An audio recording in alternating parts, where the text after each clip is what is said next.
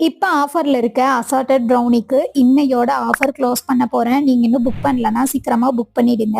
இதுல என்னென்ன rice flavours இருக்கு அப்படிங்கிற டீடைல் பாத்திரலாமா? நம்ம பேஜோட டாப் சேலிங் இந்த கருப்பு கவுனி ப்ரௌனி தான். அதுல நட்ஸ் டாப்பிங் போட்டிருக்கேன். ரெண்டாவது டாப் சேலிங் என்னன்னு பாத்தீங்கன்னா இந்த இலுப்பைப்பு பிளாண்டி தான். அந்த ரைஸே அவ்வளோ வாசமா இருக்கும். அப்ப ப்ரௌனி சொல்லவே வேண்டாம். அதுல பிளாண்டி பண்ணிட்டு சாக்கோ டாப்பிங் கொடுத்துருக்கேன். தேர்டு ஒன் இப்ப எல்லாரோட ஃபேவரட்டும் ஆயிடுச்சு போல.